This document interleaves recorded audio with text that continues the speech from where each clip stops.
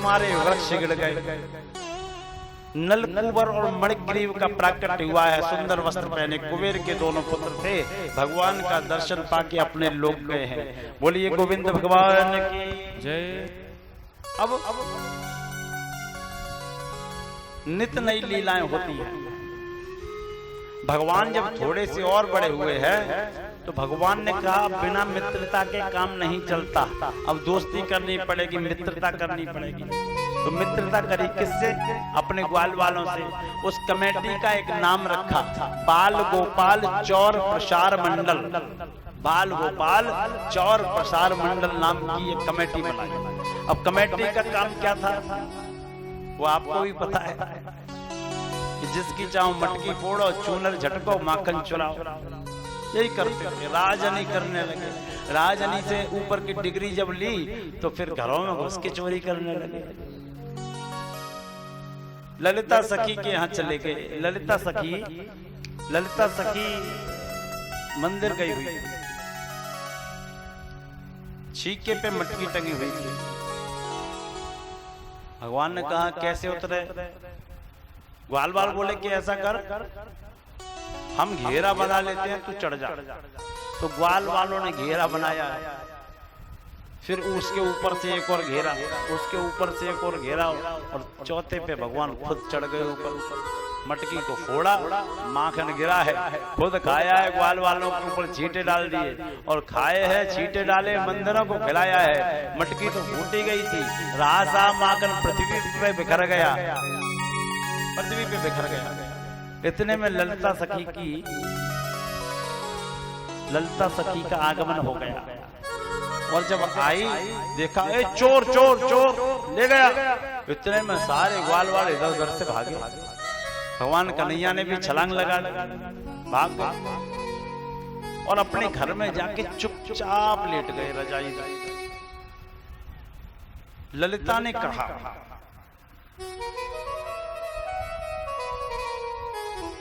कि आज कन्हैया का जो स्वरूप देखा है उस स्वरूप को एक बार देखने का फिर मन कर रहा है। कैसी योजना बने? घर में हमारी सास है, पूरा परिवार है, कैसे देखेंगे? एक दूसरे की छतों पे जाकर सब सखियों ने बात की। आज नंद को लाला हमारे घर आयो, इतना सौंदर्य लेके आयो, हम मोहित हो गए। ओहो, कैसे देखेंगे कि उसके घर चलने की तैयारी करो। तो सब सखियों ने मिलके अपने अपने घरों की मटकी फोड़ दी है और सासों से बोली मैया देखो छत पे मटकी फूटी डर। चले गए। थोड़ी देर बाद लाला फिर आए और चौखट पे हाथ रख के बोले भाभी राम राम। हमने की लाला राम राम, गुस्सा शांत है गई? बोले गुस्सा तो शांत है गई।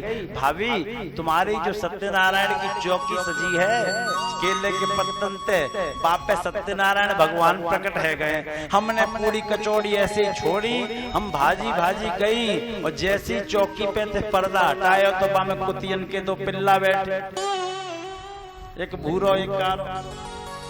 ऐसो ऐसो उदम करे है तुम्हारा जो सूदो लाला है, ये 1.5 बिलांद को लाला ऐसो ऐसो करे है। अरे ऐसो ऐसो ना है, कैसो कैसो करे है। और कहा कि हो तो एक बोली मैया एक दिन आज हमारे दरवाजे पे आए, हम दही बिलोए रही थी, माखन निकले हो तो लाला बोले पहलो माखन हमें चखाओ। हमने की ना पहलो माखन ते तो गैया को भोग लगेगा। बोले ना हम भगवान है। तो हमने इन्हें फटकार दियो। जो बोले भाभी आज तुम्हें ही देखना है। रात में कहां से घर में घुसे आए और हमारे पति की चोटी से हमारी चोटी बांध दी। और जैसे पति गौ सेवा के लिए सवेरे ब्रह्म मुहूर्त में जागे, झाड़ू लगाए हुए के ताई की गौशाला में सफाई कर आए, तो हम उनके संग घिसी चले गए। हम में खेचा खाची भई और हम थोड़ी तंदुरुस्त थी तो हमने झटका मारे और पति की चोटी उखड़ के हमारी चोटी ऐसो ऐसो उदम करे हैं लाला और तारी बजाए के हंसे हैं। एक बोली ऐसो ऐसो ना है और कैसो कैसो करे हैं। यशोदा बोली 1.5 बिलांद को लाला ऐसे कर्तव्य कर रहे हो है। गर्ग जी ने सही कही थी कि पूरा गांव आए के तुम्हारे दरवाजे पे शिकायत करेगो। वो बात सत्य है रही है, ब्राह्मण को वचन झूठो ना होए। अच्छा भैया जब हम गैया दूबे जाएं तो तुम्हारे लाला पाते पहले ही बछड़ा छोड़ के भाग जाएं। अरे ये तो भलो काम है कि तुम्हें ना छोड़ना पड़े बछड़ा ना, बाई टाइम पे छोड़े। जब हम घर से चलें तो बछड़ा 2 घड़ी में 2 क्षण में ही पूरी गैया को झाड़ जाए, हमारे बालक भूखे बिलबिला। ये ब्रज भाषा है। शिकायत करने लगे,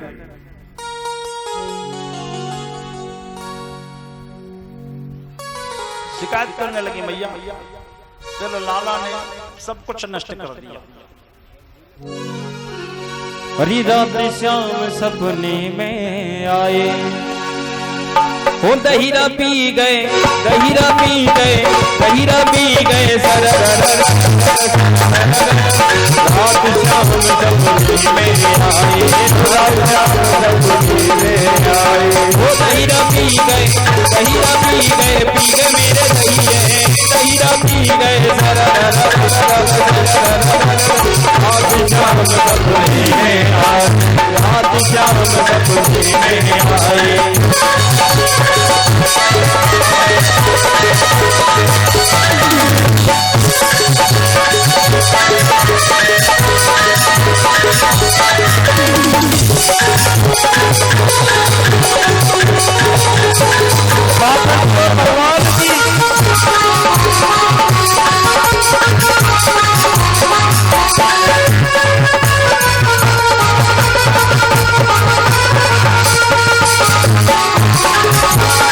वही शाम मेरी जिंदगी भोली, वही शाम मेरी जिंदगी भोली, वही शाम मेरी जिंदगी भोली, वही शाम मेरी जिंदगी भोली।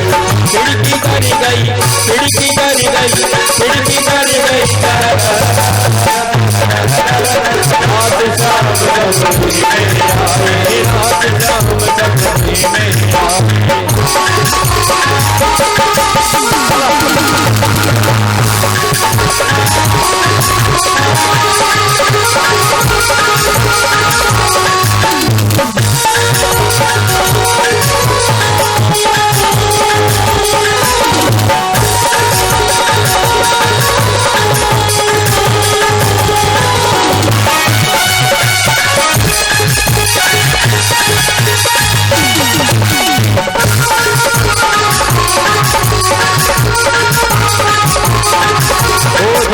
शाम मेरा माखन खायो, वही शाम मेरा माखन खायो, वही शाम मेरा माखन खायो, वही शाम मेरा माखन खायो। दहिया पी गए, दहिया पी गए, दहिया पी गए शाम सपने में आए, रात शाम सपने में आए। दहिया पी गए मेरे दहिया है, दहिया पी गए रात शाम सपने में आए, रात शाम सपने में आए।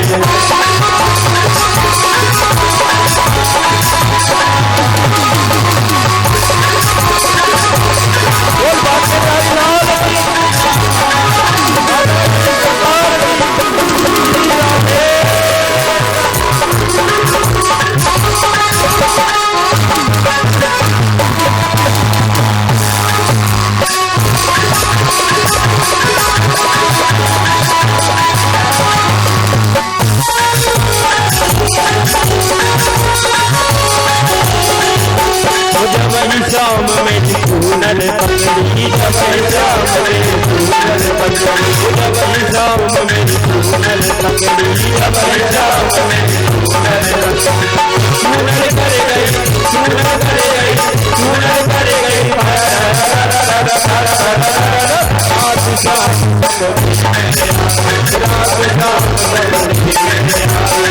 दहिया पी गए, दहिया पी गए, पी गए मेरे दहिया, दहिया पी गए रात शाम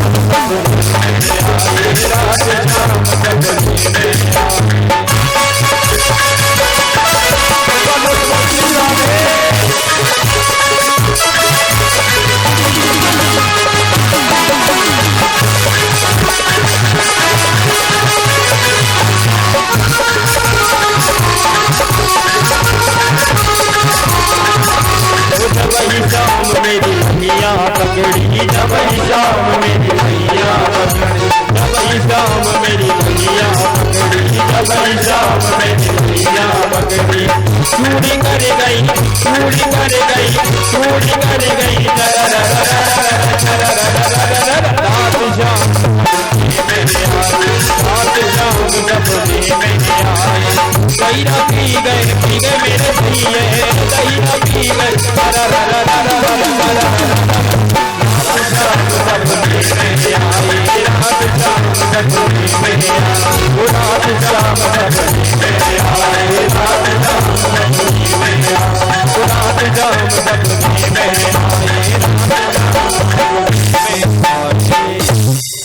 बोली बाकी बिहारी लाल की जय। मैया को बुरा लगा कि मेरे घर पे छोटी छोटी बातों की शिकायत आ रही है, क्या होगा? मोहन की गोसन सुन कस की करे जे माँ माखन को माख लेके बैठी देरी द्वार पे तौल तौल ले जाओ जी को जी तो खायो है पर गारी मत दियो हम गरीबी को जायो है गाली मत दियो हम गरीबनी को जायो है।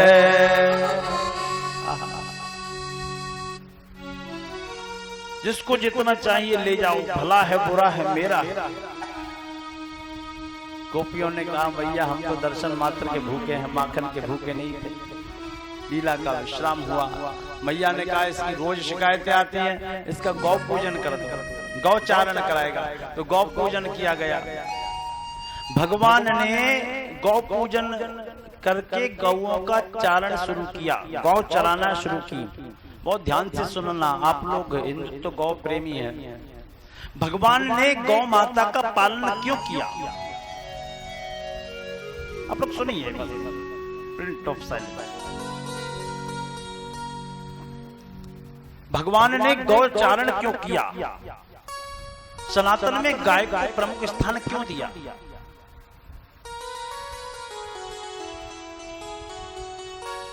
आयुर्वेद के हिसाब से भी अगर हम चले, मत मानो आध्यात्मिक दृष्टि से, तो गौ देसी गाय के अंदर, हाँ बहुत दिन में मिली, कर लो बहुत दिन में मिलती है भैया। ऐसा मई जून की छुट्टियां मान लो आई है ना, कर लो आप लोग भी लगे आराम से कर लो। तो कहा कि गौ माता का मतलब क्या समझिए, आप लोग पढ़ने लिखने वाले हैं। गाय के अंदर सूर्य नाड़ी होती है। आपने एक चीज का प्रैक्टिकल किया होगा, भैंस का बच्चा ऐसे चलेगा जैसे मर रहा है, गिर रहा है, धीरे धीरे डहनाएगा, लेकिन गाय का बच्चा जैसे पृथ्वी पे आया और छलांग मारने लगता है। गाय के दूध में फुर्ती होती है, फैट नहीं होता, स्टार्च नहीं होता, मस्तिष्क को तेज करता है। गौ माता का लेपन घरों में कीटाणुओं को नहीं आने देता, सूर्य की अल्ट्रावायलेट किरणों को रोकता है। गुरुवार वाले दिन तो हम गैया की पूजा करेंगे और शुक्रवार को वो हमारे दरवाजे पे आएगी तो उसके सिर में डंडा मार देंगे। भगवान ने गौचारण का मतलब ही ये समझाया है कि गाय की पूजा जिन घरों में होती है वो किसी यज्ञ से कम नहीं है। समुद्र मंथन से प्रकटी थी 5 गाय, युगों युगों से भरत वंश की शान रही गौ माता है। गौमुख से गंगा निकली, पृष्ठभाग से पंचामृत निकला और उसी से हम भगवान का स्नान करते हैं। लेकिन अब आदमी घर में कुत्ते पालता है। अभी अभी मैं एक जगह गया, मैं वृंदावन से वापस आ रहा था तो रास्ते में एक स्थान पड़ता है, नाम नहीं लूंगा तो चूंकि बुरा लगेगा, तो मैं गया उन घरों में। तो मैंने कहा चलिए क्या आश्रम का कुछ है आपके पास हिसाब किताब? तो बोले कि गुरुजी अभी अभी हम 22,000 का कुत्ता लेके आए हैं, 22,000 का कुत्ता लाए, 15,000 कूलर लगवाया उसके लिए, कुत्ते के लिए कूलर, 22,000 के कुत्ते के लिए 15,000 का कूलर। वो कुत्ता न दूध देगा ना उसका पूजन होगा, उसके लिए 15,000 का कूलर, 22,000 का कुत्ता। ये स्थिति है लोगों की। गाय के गोबर में बदबू आती है। गाय के गोबर में क्या गांव के लोग हैं, गाय रखते हैं, कितने गंदे लोग हैं। और कुत्ते में उसके आगे तो गुलाब फीका होगा, है ना, शर्म नहीं आती है इंसान को।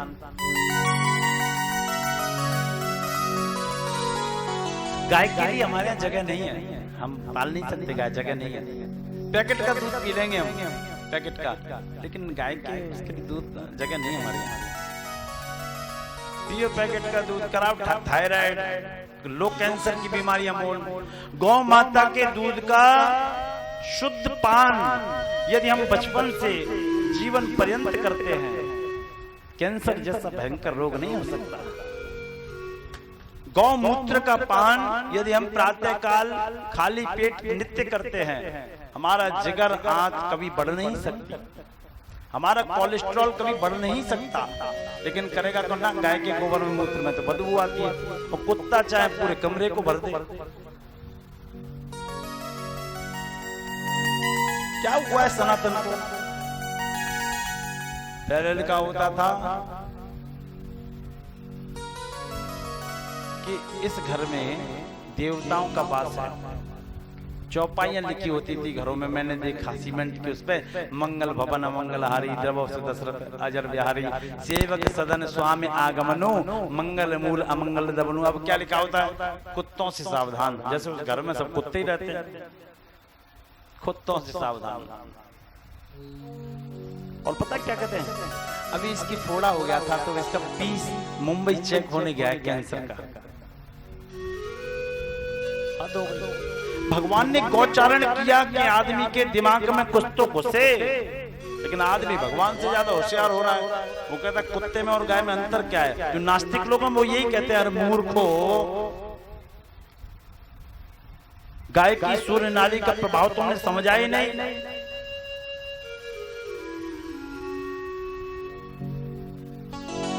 गाय का स्वरूप कितना सुंदर होता है बताओ।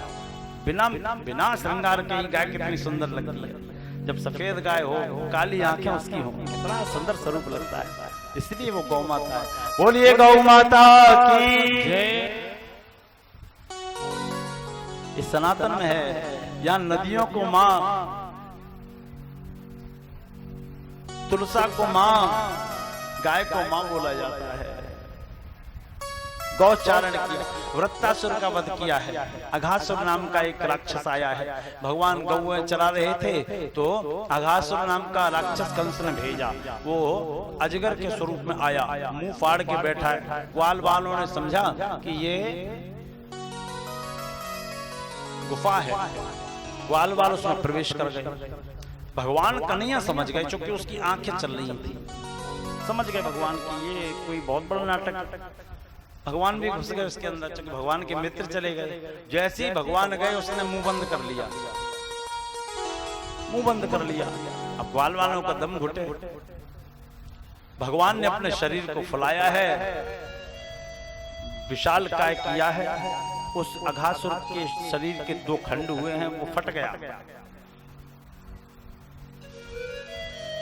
ग्वाल वालों को भगवान ने वहां से निकाला है।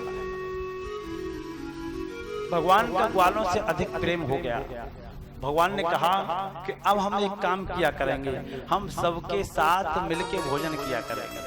समरसता का भाव आया, समाज को एकत्रित करेंगे, हम समाज में एक साथ बैठेंगे, बड़े छोटों का भेद मिटाएंगे।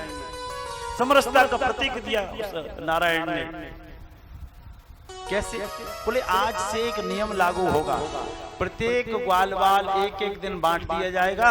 अपने अपने घर से कुछ ना कुछ भोजन लाया करेगा, कलेवा लाया करेगा, और हम यहाँ खेत पे बैठ के किया करेंगे। कोई बेजर की रोटी लाता, कोई बाजरे की रोटी लाता, कोई बाजरे के लड्डू लाता, कोई मट्ठा लाता, मक्खन लाता, सबका नंबर आता। एक दिन श्री दामा का नंबर आ गया। श्री दामा का नंबर आया और श्री दामा बहुत ही गरीब था।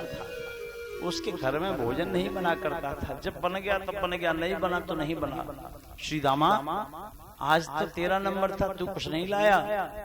कन्हैया तुम मेरे घर का खाओगे? मैं तो बहुत गरीब हूँ, बहुत गरीब हूँ, मेरे घर का भोजन करोगे? बोले कि लाला वैसे तो वैकुंठ में कोई कमी नहीं थी, मैं ब्रज में आया क्यों? आपको पता है भगवान वृंदावन में क्यों आए, पृथ्वी पे क्यों आए? पता है क्या? अब बोलो, हम कह रहे हैं तो पता है क्या? नहीं पता? क्या नहीं था वैकुंठ में जो भगवान यहाँ आए? तो एक रसिक संत बोले गालियां नहीं थी वैकुंठ में, यहाँ गालियां खाने आए थे। गालियों का भी अपना एक प्रेम होता है। वृंदावन की गाली भी बहुत प्यारी लगती है।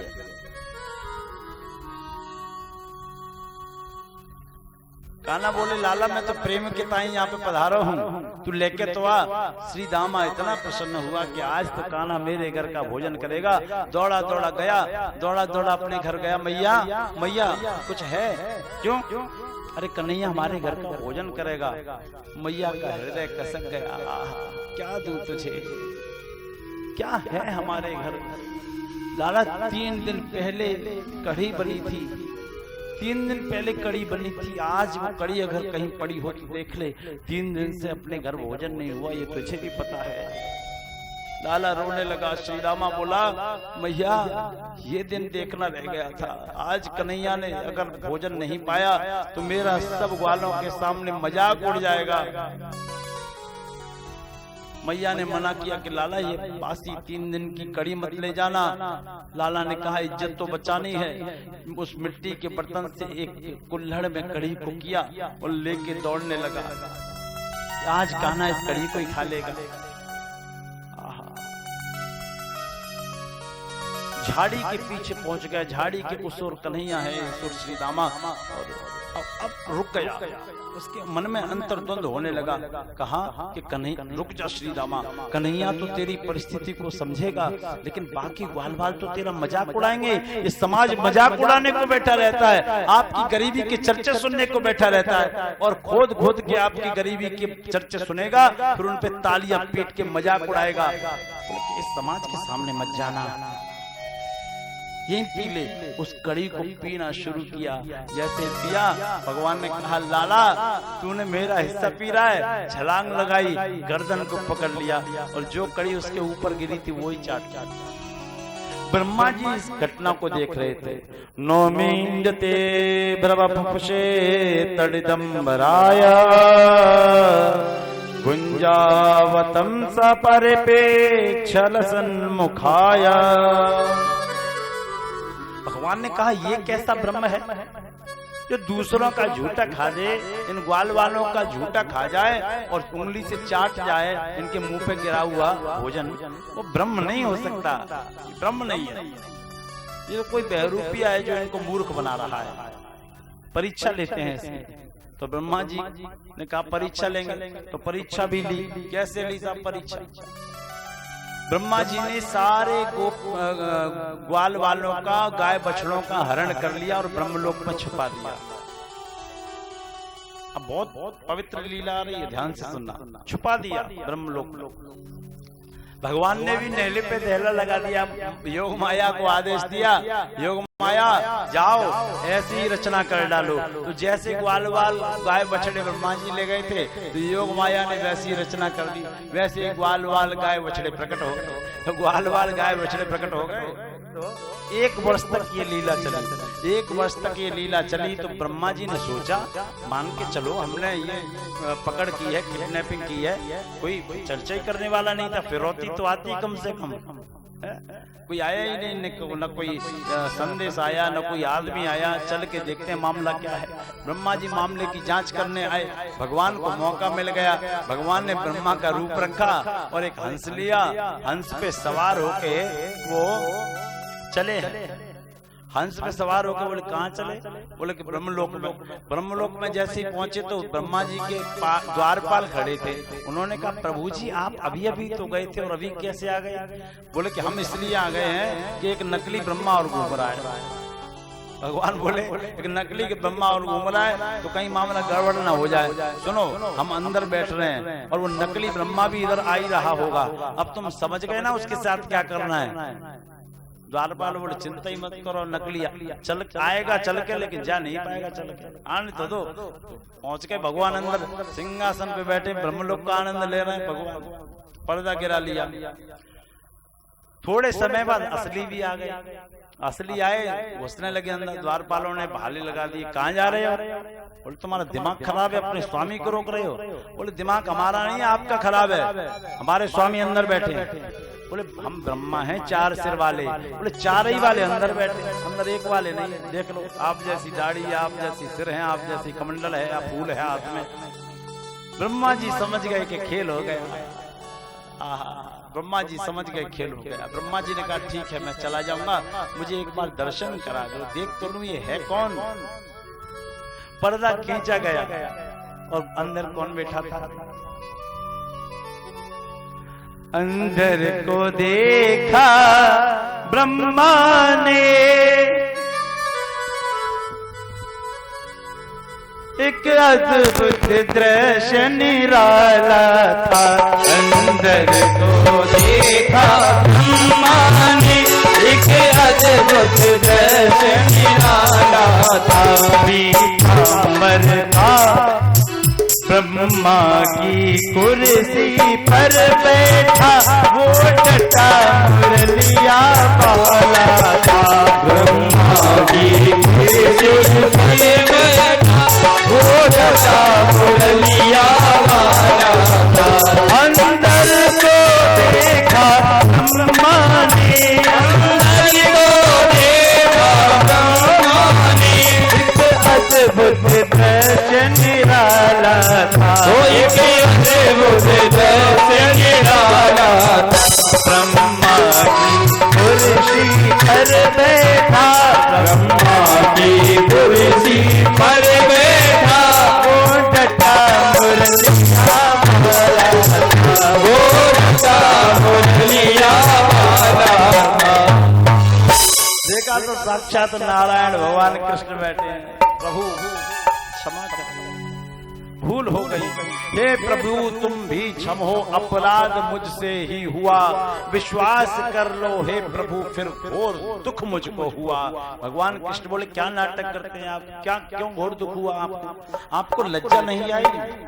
आपने हम पे शक किया, हम पे प्रश्नवाचक चिन्ह लगाया। बहुत ज्ञान की चर्चा सुनिए, हम पे प्रश्नवाचक चिन्ह लगाया। बोले क्या करें प्रभु, आप लगता ही नहीं था कि ब्रह्म है। भगवान ने कहा जब ब्रह्मा सृष्टि के रचयिता होके आप हम और खुद में भेद कर सकते हैं, मुझ में और अपने में भेद कर सकते हैं, तो संसार के लोग अगर हम प्रश्नवाचक चिन्ह लगाएं तो इसमें कौन सी बड़ी बात है? हम और आप अलग अलग नहीं है, कैसे समझाएं आपको? ये तीनों अलग अलग नहीं है, एक ही है। समझ में आया ना आप लोगों को? ये डिपार्टमेंट थोड़ा हल्का है, समझ में आया? अब आएगा कहां से? वो एक दूसरे के हाल चाल जानती रहती है। देखो नहीं आया ना तो सुनो, समझ में आएगा, बिल्कुल आएगा, और नहीं आएगा तो फिर समझ आएंगे। आप लोग एक आरती पढ़ा करते हैं, उसको बोलो आप लोग, केवल आप ही लोग बोलोगे। ओम जय शिव ओमकारा बोलो। हाँ एक मिनट इसके आगे पहुंचो, पूरी मत पढ़ो। ब्रह्मा विष्णु बोलो। जानत अविवेका, एक बार बोलो ना, ऐसे मौन मत बैठो, ऐसे चिपक गए हैं क्या? बोलो ना तब समझ में आएगा। ब्रह्मा विष्णु, रुको रुको रुको रुको रुको, क्या कहा? जानत, जानत क्या बोला पीछे वालों? जानत अविवेका, जो ब्रह्मा विष्णु शंकर जी को अलग अलग समझते हैं वो कैसे हैं? अविवेकी हैं, अज्ञानी हैं, मूर्ख है। ये हम नहीं कह रहे, ये आरती कह रही है। ब्रह्मा विष्णु सदा शिव जानत अविवेका, वो अविवेकी है, अज्ञानी है, जो इन तीनों शक्तियों को अलग समझते हैं, तीनों गुणों को अलग समझते हैं। क्यों? ये अलग नहीं है कि ना, दूसरी लाइन में तो पढ़ो, क्या है? प्रणवाक्षर के, बोलो ना, प्रणवाक्षर के मध्य ओमाक्षर के मध्य ये तीनों एका, ओम जय शिव। तो अकेले शंकर जी की आरती नहीं है ये, तो बोले हम तीनों को मिला के ओंकार बना है, हम तीनों को मिला के ब्रह्म बना है, सत्य रज और तम को मिला के ब्रह्म का निर्माण हुआ है। तो आपने अलग अलग का आकलन कैसे कर लिया? लज्जा नहीं आती आपको? शर्म नहीं आती आपको? अब तो समझ में आया? बैठ गया दिमाग में? बैठा कि नहीं? अब तो नहीं खड़ा होगा, बैठ गया। क्या बात। आरतियां जो होती है ना, हम लोग गाते तो रोज घंटी लाके, हम जय अम्बे तुम हो जगदम्बे काली, जय अम्बे गौरी मैया, जय श्यामा गौरी, रोज, लेकिन अर्थ नहीं समझना चाहते। वो अर्थ आरती के अंदर ही छिपा होता है।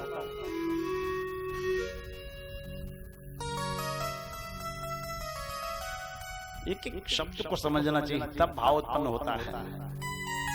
शंकर जी की आरती में एक और अर्थ आता है, एक और बात आती है, चंदन मृग मद सोहे, आता है कि नहीं? मृग मद का अर्थ क्या है?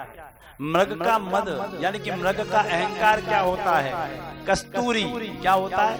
कस्तूरी जो उसकी कुंडल में बसती है, बोले उसका तिलक अगर भगवान लगाते हैं, मृग के अहंकार का। इसका अर्थ क्या है? बोले भगवान अहंकार का ही तिलक लगा लेते तो अहंकार जागरण कहां से होगा उनका?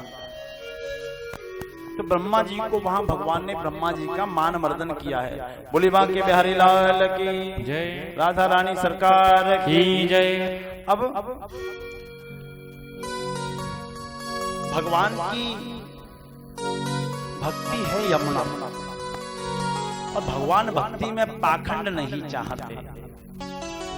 विलोक्य दूषितम कृष्णा कृष्णा कृष्ण हिना विभो। भगवान ने कहा यमुना का स्वरूप बदलना है।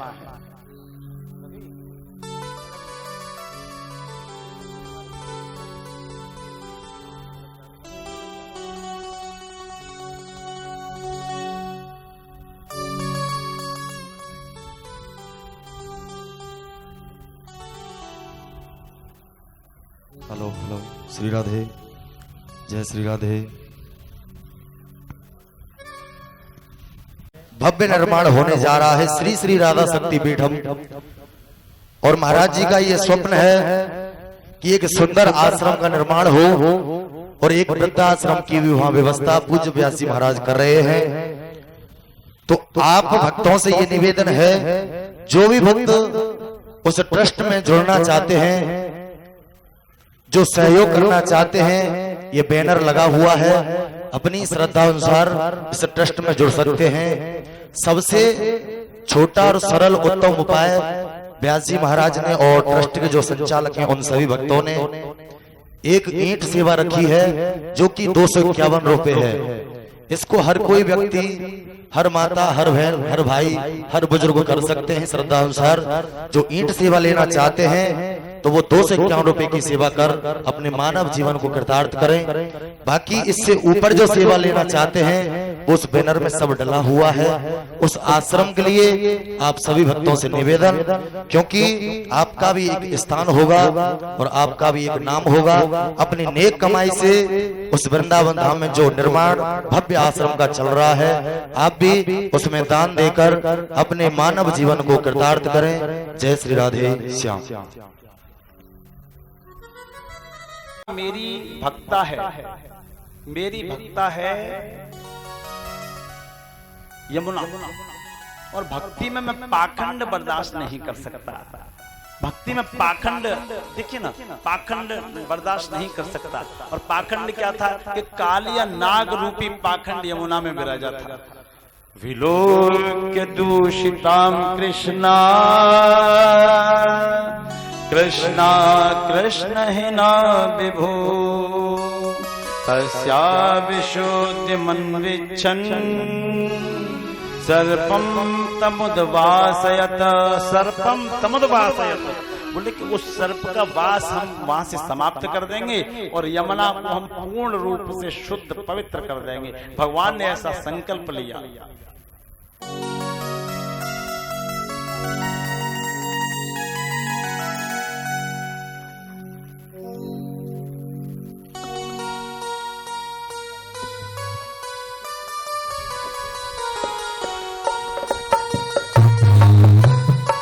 आप धर्मेंद्र सिंह चौहान जी हैं, विप्रोला कंपनी से सेल्स ऑफिसर हैं, सीड्स कंपनी से, और पधारे हैं। बड़ी कृपा ईश्वर की।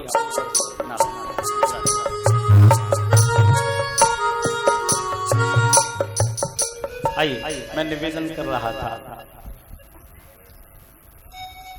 तो भगवान ने कहा अपनी भक्ति से पाखंड का निस्तारण कर दूंगा, पाखंड को समाप्त करूंगा। तो कैसे, भूमिका कैसे बनेगी? मैं सबके सामने भगवान तो बनना नहीं चाहता, लेकिन पाखंड को समाप्त करना है। तो ये योजना बनाई। वो योजना क्या बनाई? एक खेल रचाया। कौन सा खेल रचाया? भगवान ने अपने मित्रों को एकत्रित किया। भगवान ने अपने मित्रों को एकत्रित किया और मित्रों को एकत्रित करके एक खेल खेला। आप लोग जानते हैं वो कौन सा खेल था?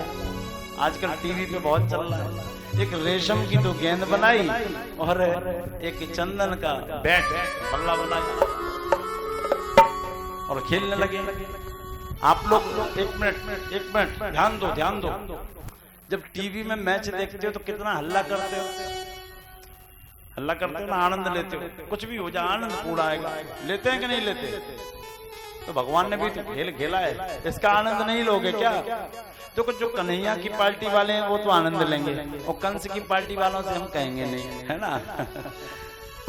काली देह पे खेलन आयो रे मेरो परसो कन्हैया, काली देह पे खेलन आयो रे मेरो परसो कन्हैया, काली देह पे खेलन आयो रे मेरो परसो कन्हैया, काली देह पे खेलन आयो रे मेरो परसो कन्हैया, परसो कन्हैया मेरो परसो कन्हैया, परसो कन्हैया मेरो परसो कन्हैया, काली खेलन आयो मेरो परसो काली देह पे खेलन आयो रे मेरो परसो कन्हैया, काली देह पे खेलन आयो रे मेरो परसो कन्हैया।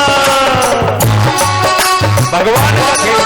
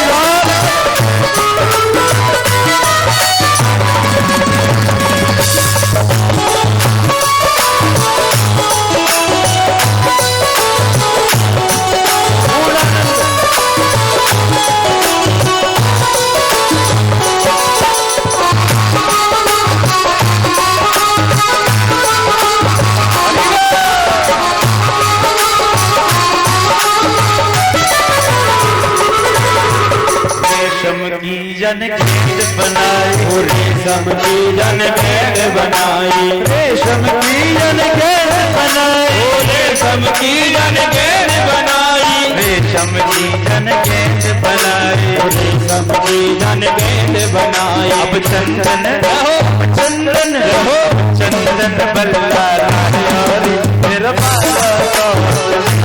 पाजी पे खेलन आयो रे परसो कन्हैया,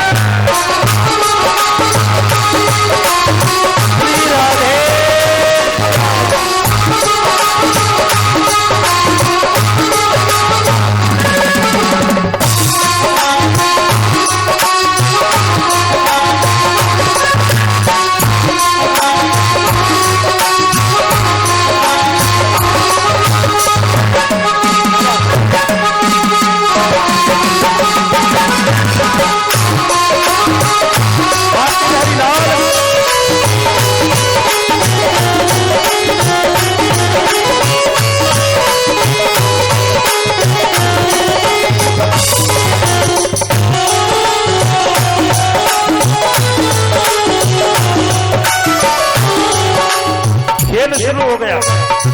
कैसे? मारो टोल गेंद गई दह में, मारो टोल गेंद गई दह में, मारो टोल गेंद गई दह में, मारो टोल गेंद गई दह में, मारो टोल गेंद गई दह में, मारो टोल गेंद गई दह में, मारो टोल गेंद गई दह में, मारो टोल गेंद गई दह में। गेंद की हो गेंद की संगई डालो, मेरा मारो तो कन्हैया, आजी धन पे धन आयो रे, मेरा मारो तो कन्हैया, मारो तो कन्हैया, मेरा प्यारो तो कन्हैया, मेरे मारो तो कन्हैया, मेरा प्यारा तो कन्हैया, काली खेलन आयो, मेरा मारो तो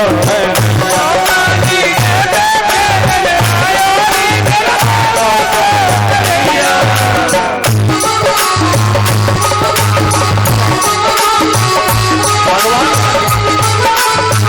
कालिया मर्दन भगवान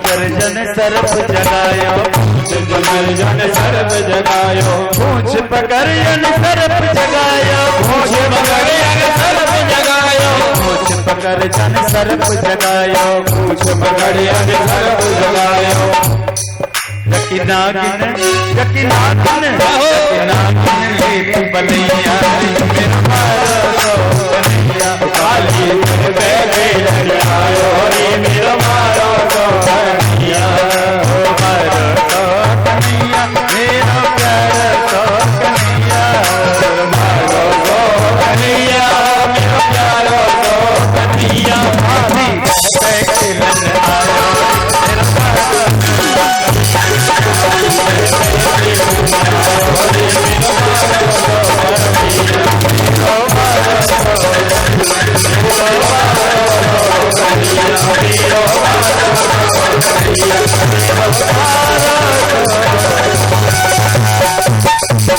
कालिया मर्दन भगवान की जय।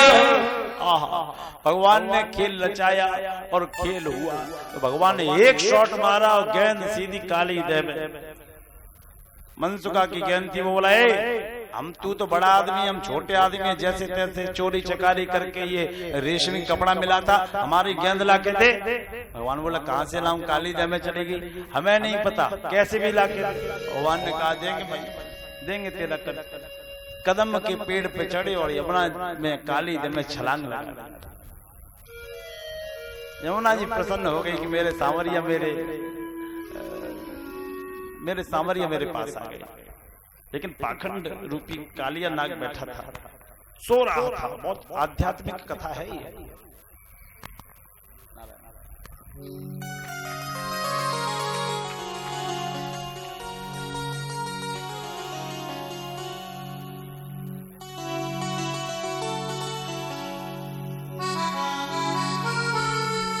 बड़ी कृपा, ईश्वर कल्याण करे आपका। तो कहा कि पाखंड को दूर करना। अब विद्वान लोग हैं, आप लोग विद्वानों की सभा है, और बहुत ध्यान से सुनना, ये कथा कोई पारिहासिक कथा नहीं है, ये तो यूं ही चर्चा अनर्गल लोग करने लगे हैं, लेकिन कितनी आध्यात्मिक कथा है यह कालिया नाग की, ये सुने आप लोग, सुने ध्यान से। आप सुनेंगे तो सुनाने में आनंद आएगा।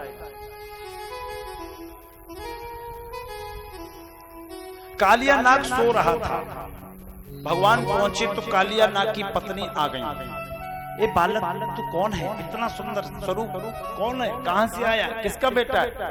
भगवान बोले कि हम किसी के बेटे नहीं, हम सबके बाप हैं। बोले उल्टी बातें कर रहा है, अभी मेरे पति जाग जाएंगे तो मर जाएगा। बोले देवी इन्हें जगाओ ना, हम तो लोगों को जगाने ही आते हैं, हमारा आगमन ही सोए हुओं को जगाना है। हम आए तो समझ लो कि हम जागरण कराने ही आए। क्या व्यक्ति हर समय सोता रहता है? बोले हाँ, व्यक्ति सोता ही तो रहता है, तभी तो भागवत और यज्ञों की आवश्यकता होती है, कीर्तन और जागरण की आवश्यकता होती है कि व्यक्ति जागे तो सही, लेकिन जागना ही बंद कर गया। जागने का अर्थ क्या है? रात को सोए और सुबह उठना वो जागरण नहीं है। आत्म जागरण नहीं हुआ, आत्म साक्षात्कार नहीं हुआ, हृदय जागरण नहीं हुआ, तब तक जगना नहीं माना जाएगा। ते ही समय, सुनने वाले लोग हैं ना आप लोग, इसलिए बहुत सुनाने का मन करता है। ते ही समय विभीषण जागा, कब? जो हनुमान जी ने रामचंद्र गुण वर्णन लागा, जाग गया विभीषण। और एक जालौन के संत थे बुंदेलखंडी, हमारे यहाँ बुंदेलखंडी भी लोग हैं तो बहुत अच्छा बोलते थे। बोलते थे कि कोई जागे राजा रोगी, कि कोई जागे चोर,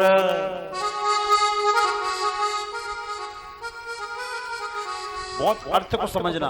कि कोई जागे राजा रोगी, कि कोई जागे चोर, कि कोई जागे संत महात्मा, जाकी लगी राम संग डोर, निधरिया तो बेच डारो जो व्यापारी हो। एक ने कहा तन हीरा हराए दयो चपरे में, ना मिले जप में, ना मिले तप में, ना मिले माला के पकड़े में, तेने हीरा हेराए दयो चपरे में। तो ये भागवत जी, राम कथा, यज्ञ, अनुष्ठान, जागरण क्यों है? क्योंकि हमारा जागरण नहीं हुआ, हम जागे नहीं। और एक बार जाग जाएंगे ना तो सीधा बैकुंठ मिलना है। बोलो राधे कृष्ण, बोलो राधे कृष्ण, बोलो राधे कृष्ण, राधे कृष्ण। भगवान ने कहा हम तो जगाने ही आते हैं देवी, जगाओ तो सही। इतने में कालिया नाग जाग गया। कौन है? कन्हैया बोले तूने हमें नहीं पहचाना? कि नहीं, तो फिर लड़ाई होगी हमारी तेरी। नाग फुसकार मारता है, यमुना जी का जल उबलता है। यमुना में काली देह का जल दूषित हो चुका था। ग्वाल बालों ने कन्हैया जी को खुदा तो दिया, लेकिन डर गए। डर के पहुंचे यशोदा मैया के पास, मैया तेरो लाला यमुना जी में कूद गयो, काली देह में कूद गयो। उधर से यशोदा मैया, नंद बाबा, ग्वाल बाल आ गए और यमुना जी के किनारे खड़े हो गए, रोने लगे, रुदन करने लगे। इधर जल उबल रहा है तो वो समझ गए कि आज तो लाला बचेगा नहीं। भयंकर युद्ध प्रारंभ हुआ। कालिया नाग ने भगवान को अपने गिरफ्त में कर लिया, पूरा खूंटा फांस लगा दी। भगवान ने भी शरीर फुलाना शुरू कर दिया तो उसकी नसें ढीली हो गई और मुक्कों से उसके फन पे प्रहार किया है। कभी पैर की एड़ी से उसके पूंछ पे चोट करते हैं। रेत डाला कालिया नाग, मुख के माध्यम से खून आने लगा। छलांग लगाई, उसके फन पे बैठ गए। बोल कालिया हमारी बात मानेगा? बोले प्रभु मानूंगा, अब लड़ने की हिम्मत नहीं है। तो चल ऊपर चल। ऐसे नागिन के ऊपर आई है भगवान कन्हैया की आरती करते हुए। भगवान ने कालिया के फन पे नृत्य किया है। कालिया के फन पे नाचत कन्हैया नृत्य किया है। फिर आदेश दिया है, कालिया तू आज के बाद इस यमुना जल में नहीं रहेगा, यमुना जी को छोड़ के दमनदीप में चला जाएगा। कालिया बोला वहां नहीं जाऊंगा। क्यों?